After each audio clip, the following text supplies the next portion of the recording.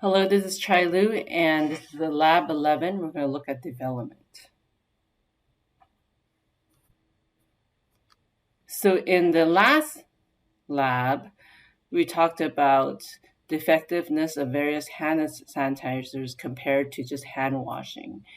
The idea was to basically swab your hand before you wash them and then take that swab and rub it onto a petri dish, a nutrient agar, and let the bacteria on the agar grow. And then wash your hands and swab the clean hand with a Q-tip and transfer the bacteria on the Q-tip onto a petri dish and let that grow and see what happens there. And so half the class was supposed to do that, and the other half was supposed to use hand sanitizer instead. So the other half would swab the hands before the hand sanitizer and transfer that bacteria onto an agar dish, and then use the hand sanitizer, and then swab their hand again and transfer that bacteria from that Q-tip onto a petri dish and let the bacteria grow on those petri dishes and examine the growth of those bacteria after they've had the chance to grow. So what I'm going to do is I'm going to show you a video of results of that experiment here, and you can see what the results are from their experiment. Now there's an experiment I've been wanting to do a long time. I had a discussion with someone a while back about more and more people relying on hand sanitizer over thoroughly washing your hands. Now I know hand sanitizer is great for when you're in a tight spot. It's better than doing nothing at all. But I see more and more people, like I said, relying on it, just doing a pump and doing this and never ending up washing their hands throughout the day. The question is using hand sanitizer effective? And how effective is it compared to washing your hands? So here's what we're gonna do. We're gonna take two people out of our office today without them knowing, and we're gonna swab their hands. Then we're gonna apply that to an agar dish, come back and give them a full application of hand sanitizer. Wait for it to fully dry and then swab their hands again and again into the dish. Then we're gonna give it a week and a half and see what, if anything, grows on the before and after samples. And just as a bit of a control, I'm gonna swab my hand before and after a thorough hand washing with warm water and soap. Is there gonna be a difference? Is hand sanitizer effective? There's only one way to find out.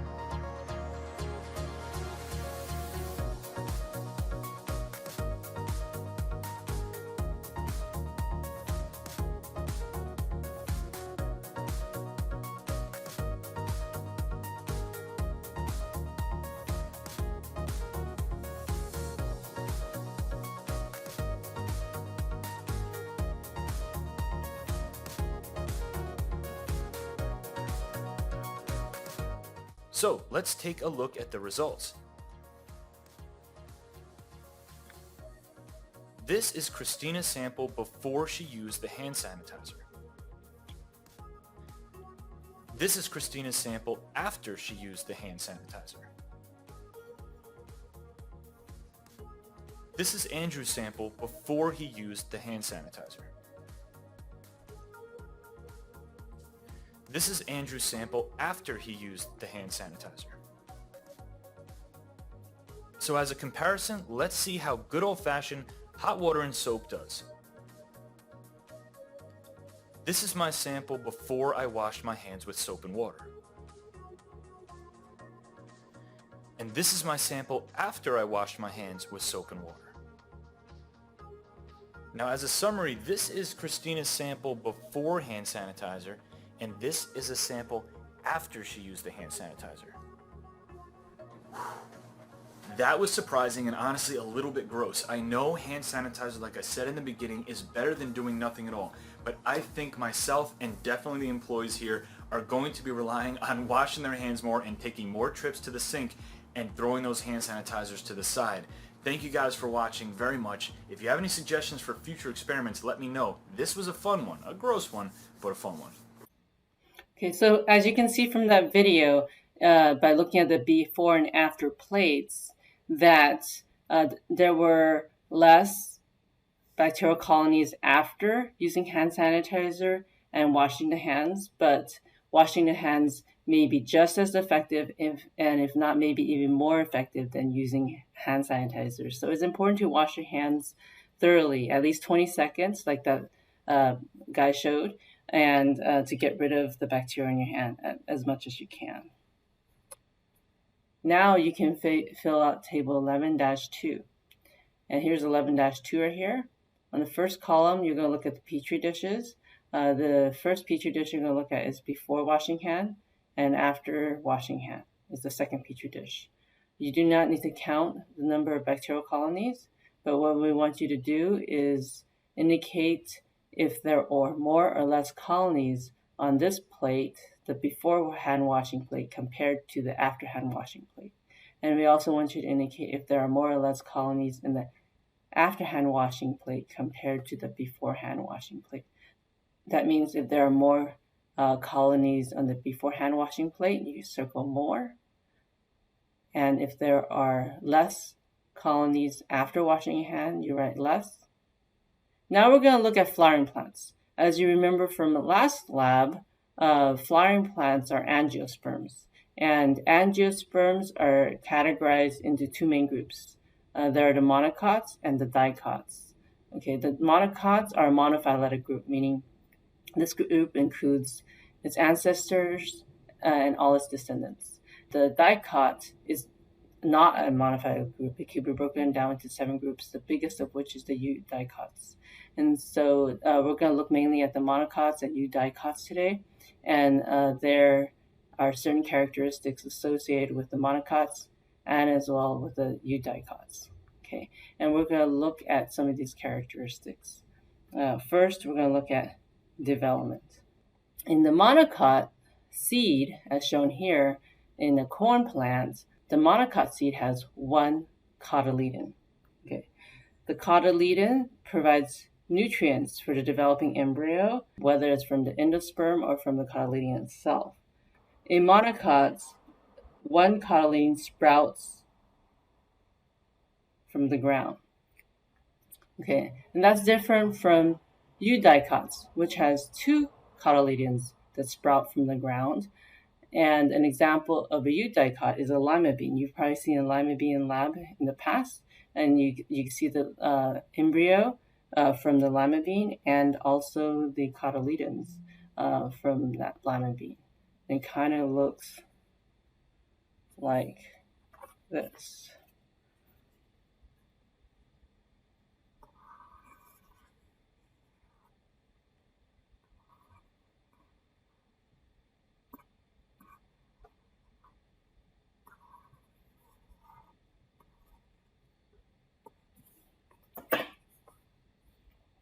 So this is the embryo from the lima bean, and these are the 2 cotyledons from the lima bean from the lab you've seen before.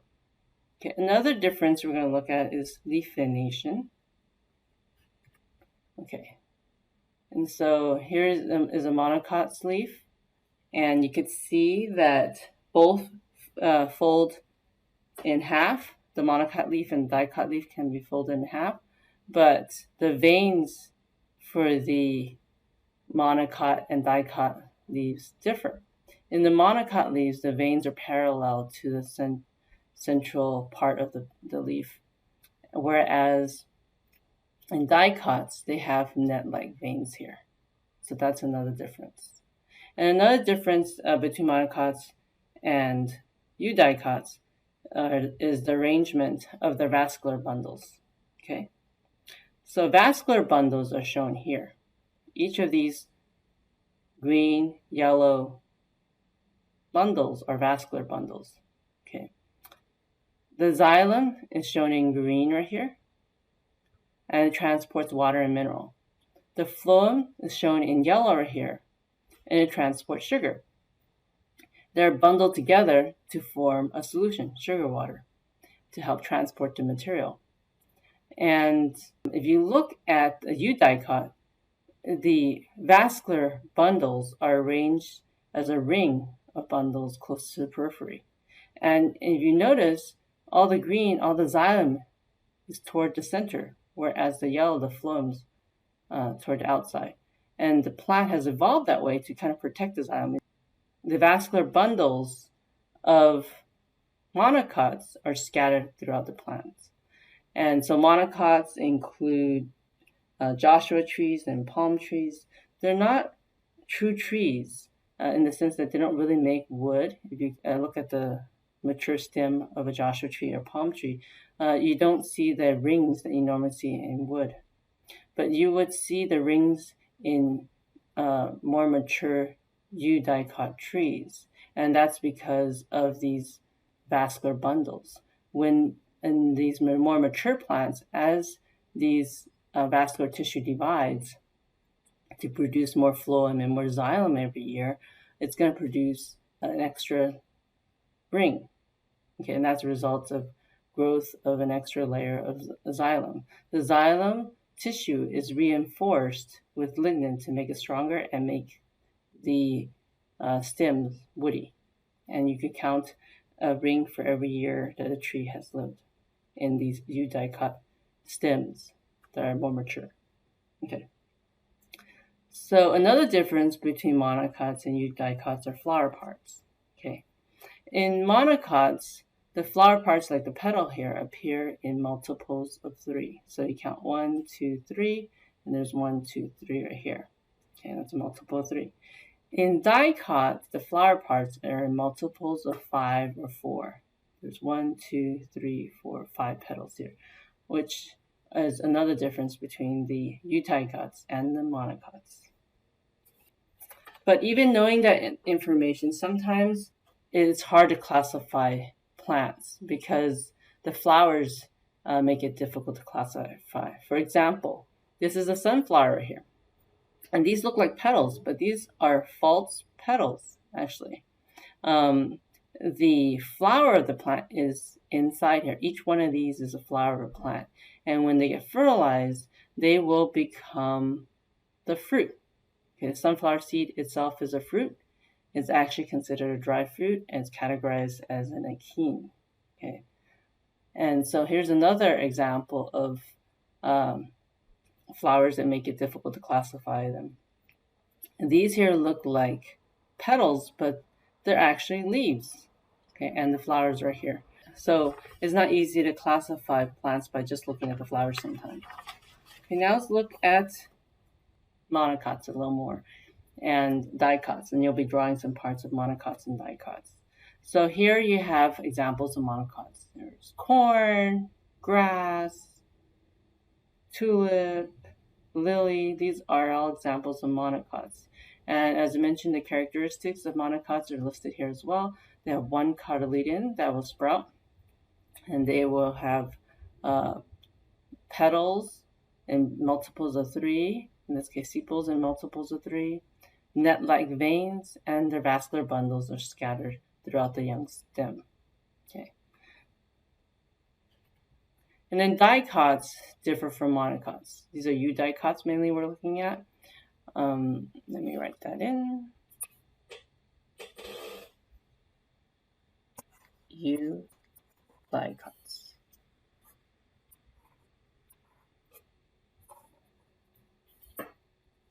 Okay. So examples of eudicots are poppy, roses, peppers, and the dicots, eudicots have 2 cotyledons as shown here in their seed, and they have petals or flower parts in multiples of 4 or 5.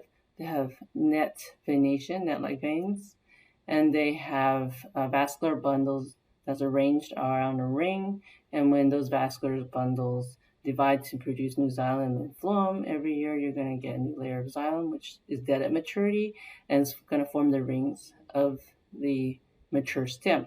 And each year a new ring will form. So you can count the number of rings and determine the age of that tree. Okay. So what you're going to do in this lab is you're going to examine some monocots and some dicots. So here you have a monocot flower. You could use this monocot flower and draw your flower on page 159. And also you're going to look at a monocot leaf here. You see the parallel veins here. You can draw a leaf on page 159. You could use these monocot flowers and leaves to draw your sample on page 159, or you could go outside and look for an example of monocot flower and leaf to draw that. You could also draw the vascular bundle on page 160 of the monocot. This is a young stem here, and you can see that this is showing you the vascular bundles right here. Each of these are a vascular bundle, and you could draw the young stem with the vascular bundle. The magnification here is 40x. Okay. Now let's look at eudicots. Here's a sample of a eudicot flower. You could use this as a sample to draw the eudicot flower on page 159. This is a eudicot leaf. You could use this as a sample to draw the eudicot leaf on page 159. Or you can go outside and look for a eudicot flower and leaf and draw that. And on this side, you have the eudicot vascular bundle, magnified at 40x. And you can see that vascular bundles are arranged around a ring close to the periphery of the stem. And each of these are a vascular bundle. The xylem is closer to the center, the phloem's closer to the surface. Okay, and this is a sample we actually have in lab to compare the monocot and dicot plant. As you can see, in the monocot right here, they have one seed leaf or cotyledon. In the dicot, there are two seed leaves or cotyledons. And in the monocot, the vascular bundles are distributed throughout a large central pith. Cambrium is lacking. And the eudicot, the vascular bundles are arranged in a ring. This allows for wood to form in the eudicots. The flower parts in the monocot are usually in multiples of 3, and the flower parts in a eudicot are multiples of 4s or 5s, as we mentioned. So that's to summarize the angiosperms in the monocot and eudicot group. Okay, now we're going to look at insect development from egg. And insects develop via two main processes, complete metamorphosis and incomplete metamorphosis. And what you have here is the development of a ladybug, and similarly, beetles, bees, wasps, and ants also have complete metamorphosis type of development. And they start off with an egg that develops into a larva, and then develops into a pupa. That usually the pupa go underground, and then that develops into an adult. If you look at the larva and pupa stage, they look way different from the adult stage. And that's because there are major changes that go on when it goes transitions from the larva to the pupa to the adult. And I'm going to show you a video of how that occurs in butterflies in the next slide. Okay. And so in comparison, we could look at incomplete metamorphosis in insects. In incomplete metamorphosis, in this insect called the leaf-footed bug, it starts off as an egg that develops into a nymph, and these nymphs continue to develop. And sometimes these nymphs are called juveniles or instars.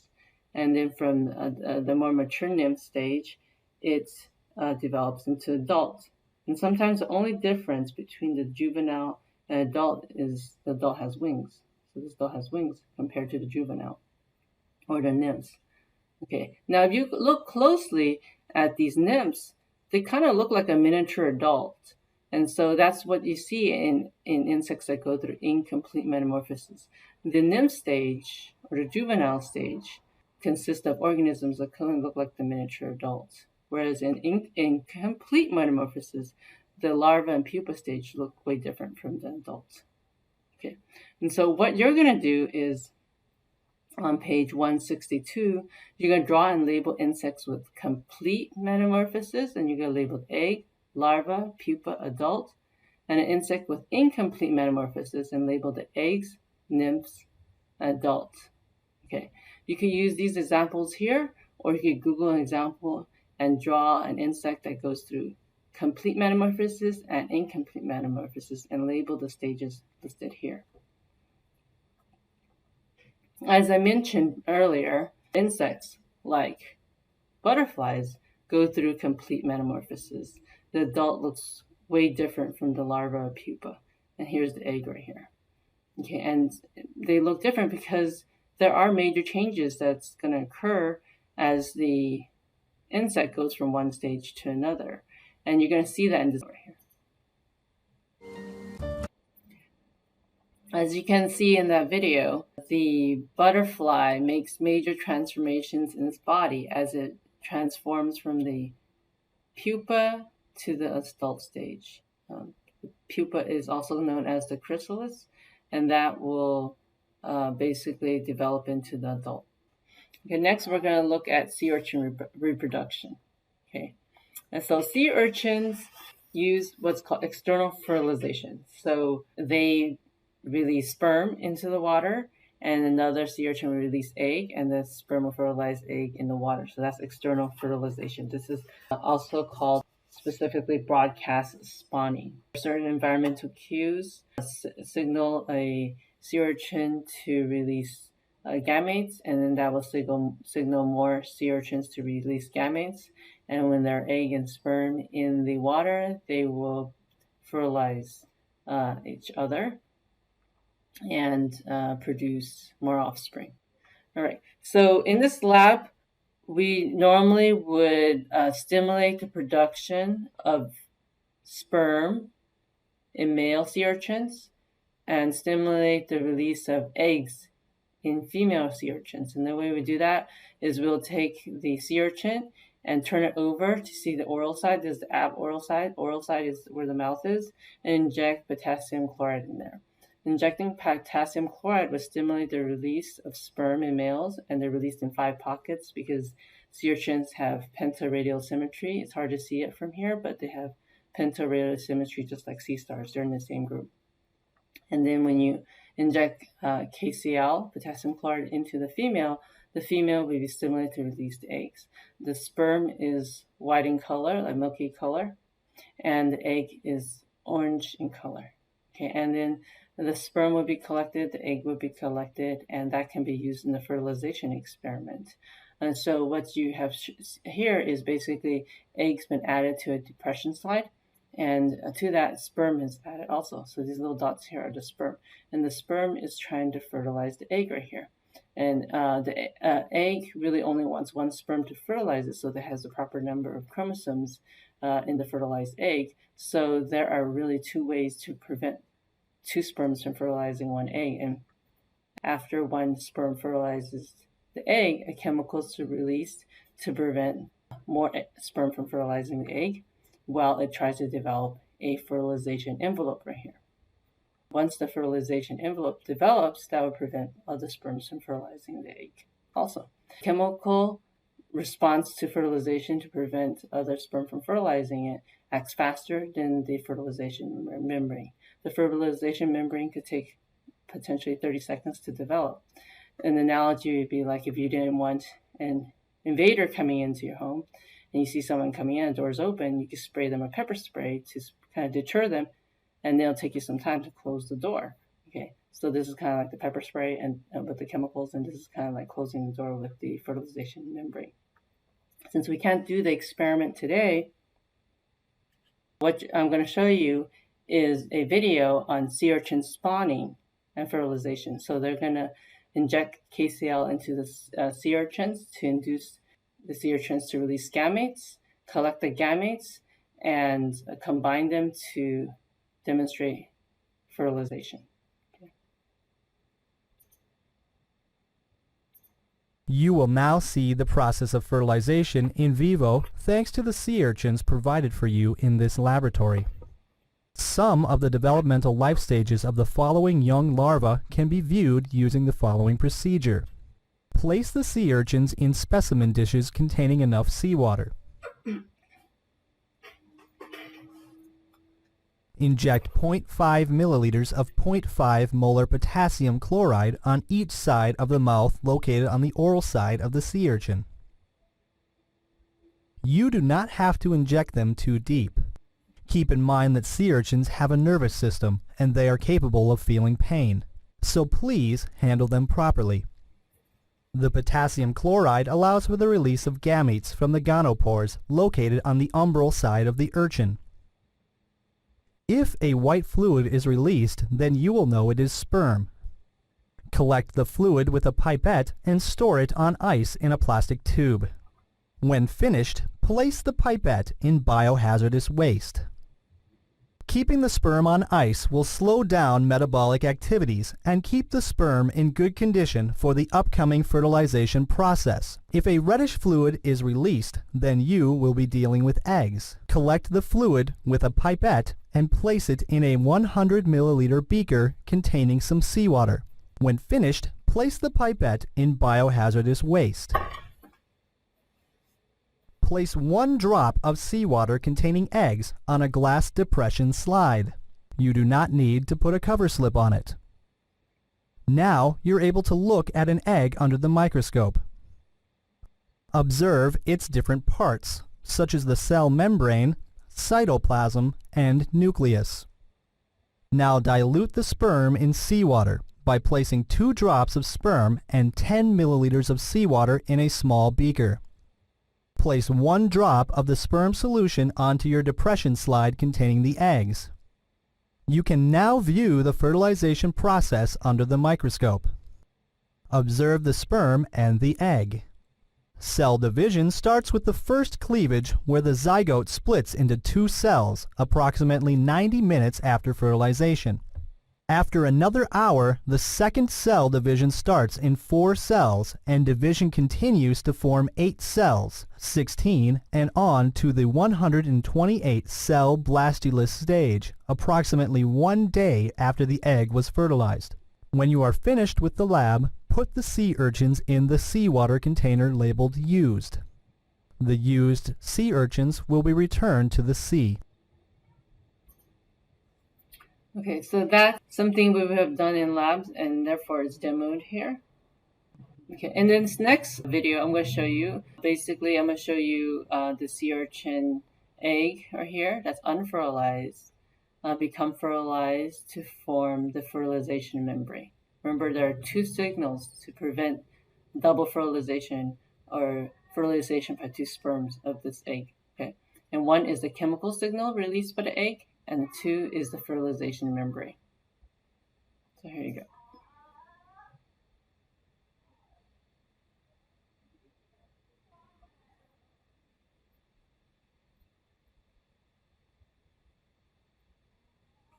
Okay, so you just observed a egg being fertilized and forming the fertilization membrane to prevent polyspermy.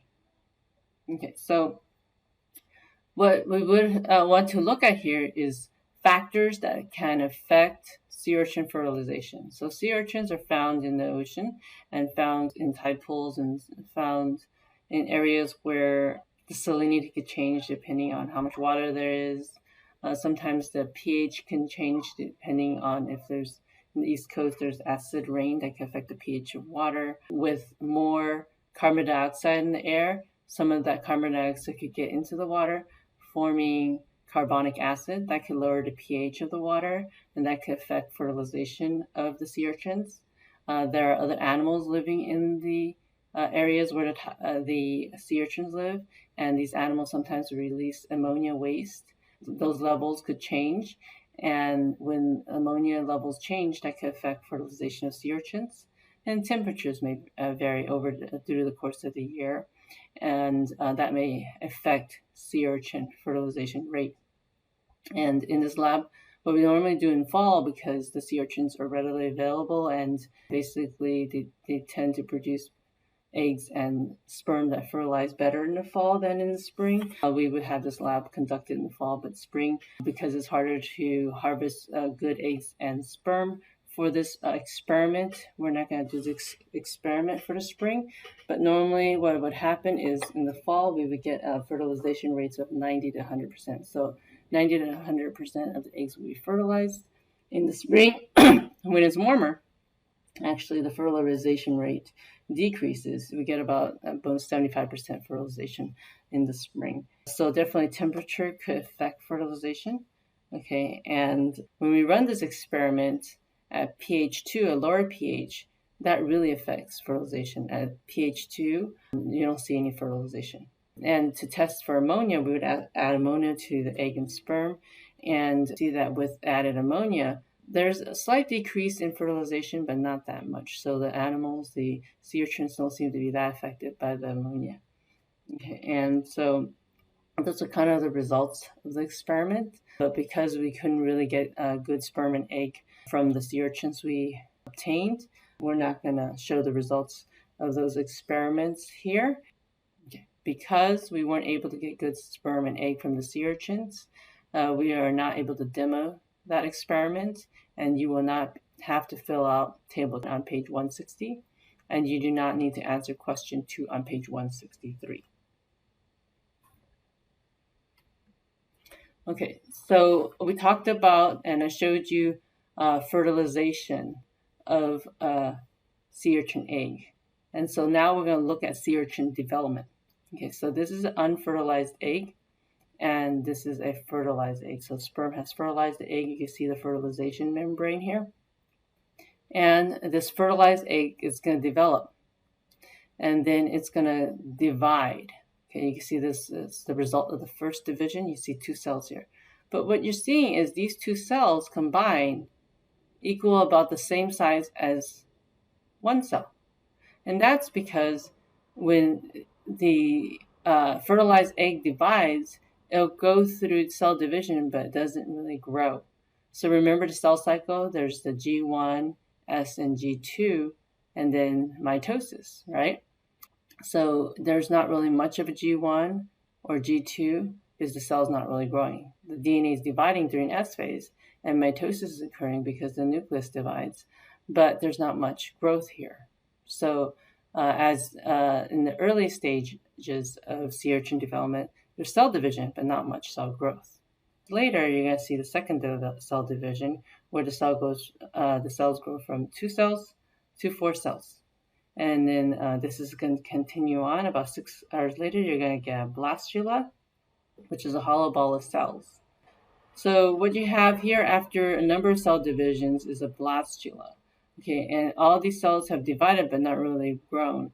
And what's going to happen is that some of these cells will release sodium into the center of this ball of cells, and water will follow. And water will follow by osmosis because it's hypertonic in here and hypotonic in the cells. And then you're going to have a hollow ball of cells. So these cells are all pretty much the same, and then they're going to start to go and undergo differentiation. So as these cells start to differentiate, the genes they express or use to make proteins start to change, and then you start to see different tissue layers. So the cells here will form a tissue that's different from these cells out here, and you're going to see a whole basically indentation formed here. And then this is going to be the gastrula. This will take about 1 to 2 days to develop.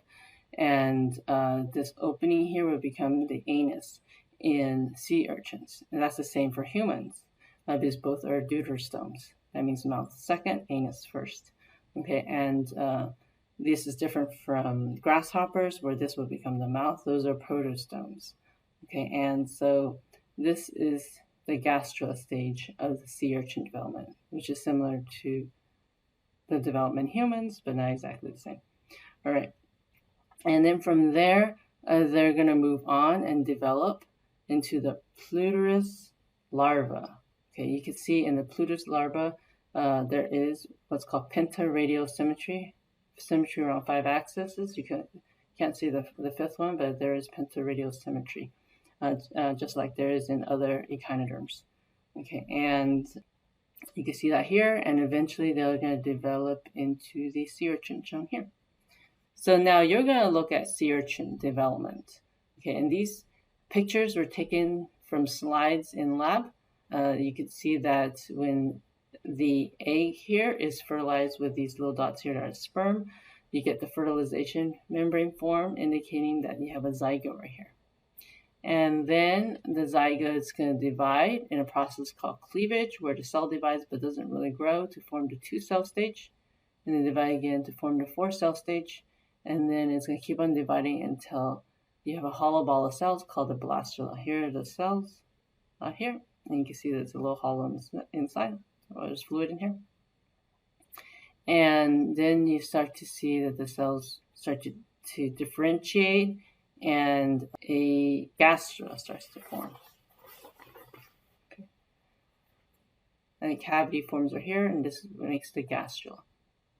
And then further development occurs to result in a pluteus larva. Okay, so what you're going to draw is you're going to draw each of these stages on page 161. The magnification is 100x. If you look closely, the space this 2 cells occupy is about the space of 1 egg here. Okay, and the space this 4 cell occupies is about the same space. The space the blastula occupies is about the same space. These cells are dividing but not really growing until later. Okay. Now let's look at human development.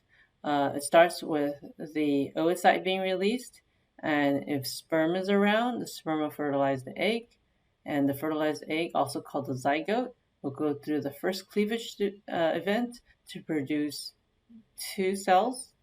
The cells divide but not grow during this stage. And you can see that here because these 2 cells equal the size of 1 cell. And then these cells divide again to produce 4 cells, and they keep on dividing until a morula is made. Okay, and from there, the cells start to differentiate a little to produce the early blastocyst. In the early blastocyst, you have the inner cell mass here that becomes the embryo, and the outer layer that becomes the placenta. And these continue to develop until you see implantation of the blastocyst. And after implantation of the blastocyst, the gastrulation stage occurs. And during gastrulation, 3 tissue layers form, and development will continue, and as shown here, and throughout here. Okay, and so what you're going to do, and you're asked to do on page 163, number 3, is to compare human and sea urchin development prior to and after gastrulation. So this is prior to gastrulation for humans. Okay, this is after gastrulation for humans. Okay. This is prior to gastrulation in sea urchins. This is after gastrulation in sea urchins. So use those 2 slides to help you compare development prior to and after gastrulation in sea urchins and humans. And you could use this image to help you draw a human embryo on page 161. Okay, so this is the Quiz 11 study guide. At the end of this lab, you should be able to describe the characteristics that differentiate monocot and dicot flowering plants, understand how 1 sperm, and only 1 sperm, is allowed to fertilize an egg, know the major developmental stages of animals on display for sea urchins, humans, and insects. Remember, insects go through complete and incomplete metamorphosis. And then read Lab 12 on natural selection. And that is the end of this lecture.